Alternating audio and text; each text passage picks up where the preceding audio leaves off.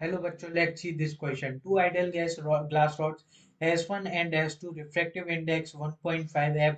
one convex end of the radius of curvature 10 centimeter. They are placed with the curved surface at a distance d as shown in figure with their axis shown by the dashed line aligned. When a point source of light P is placed inside a rod S1 on its axis at the distance 50 centimeter from the curved face, the light rays emanating from it are found to be parallel to the axis inside S2. The distance d is. तो इस question में हमें एक दो class rod दे रखी है S1 और S2 जिनका हमें रिफ्लेक्टिव इंडेक्स दे रखा है 1.5। उनको हमें दे रखा है कि उनका एक एंड है वो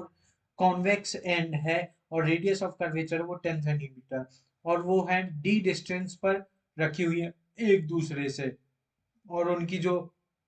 प्रिंसिपल एक्सिस है वो अलाइंड है और जो पॉइंट सोर्स है पी यानी सोर्स ऑफ लाइट है वो है पी पॉइंट सोर्स है और यहाँ से S1 के इनसाइड है और ये डिस्टेंस डी पर रखा है पोल से यानी पोल से ये यहाँ पर पोल होता है हमारा तो इससे 50 सेंटीमीटर दूर रखा है। तो हमें जो बताना है the light rays emanating from it are found to be parallel to the axis inside the distance ई हमें ये डी डिस्टेंस बतानी है। तो हम S1 के लिए करें हम सबसे पहले फॉर S1 के लिए केस देखें तो हमारा S1 के लिए हो जाएगा वो mu two minus mu one upon u equals to mu two minus mu one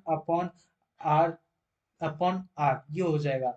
तो अब यहाँ से हमारे म्यू टू हमारा एयर है तो 1/v माइनस 1.5 म्यू वन हमारा है वो रिफ्रैक्टिव इंडेक्स में है तो अपॉन यू हमारा दे रखा है वो हमें दे रखा है 50 तो वो -50 होगा। तो 1 minus 1.5 upon r r minus r की वैल्यू हमें दे रखी है 1/v plus 1.5 upon 50 equals to -0.5 upon r r हम माइनस आर हमें जो दे रखा है वो दे रखा है 10 सेंटीमीटर। यहाँ से हम v को कैलकुलेट करेंगे तो हमारे पास यहाँ से जो v आएगा वो आ जाएगा 50 सेंटीमीटर। अब माने कि हमारी जो इमेज फॉर्म हो रही है वो हो रही है किसी इस जगह पर यानी कि हमारी जो इमेज है वो पोल से 50 सेंटीमीटर डिस्टेंस पर फॉर्म हो रही है। तो अब जो ये डिस्टेंस बचेगी वो क्या होगी d-50 ये d-50 होगी। तो अब हम क्या करेंगे S2 के लिए सेम फॉर्मूला S2 के लिए लगाएंगे सेम कंडीशन S2 की बनाएंगे फॉर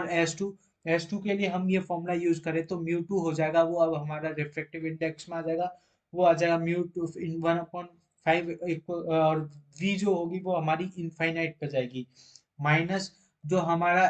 u है वो है d-50 तो वो नेगेटिव में हमने ले लिया equals to 1.5 minus 1 upon r r हमारा दे रखा है वो दे रखा है 10 सेंटीमीटर। यहाँ से हम वन यहाँ से हमारे पास आ गया 1 upon d-50 equals to 0.5 upon r 0.5 upon r. इसको हम सॉल्व करें तो हमारे पास जो डी आ जाएगा ये हमारा आर इक्वल्स टू हमारा 10 सेंटीमीटर हमारा ये इसको सॉल्व करने के बाद जो डी आ जाएगा वो डी आएगा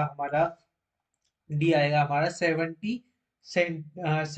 सेंटीमीटर डी इक्वल्स टू आ रहा है हमारा 70 सेंटीमीटर। तो अब हम ऑप्शन देखें तो हमारा जो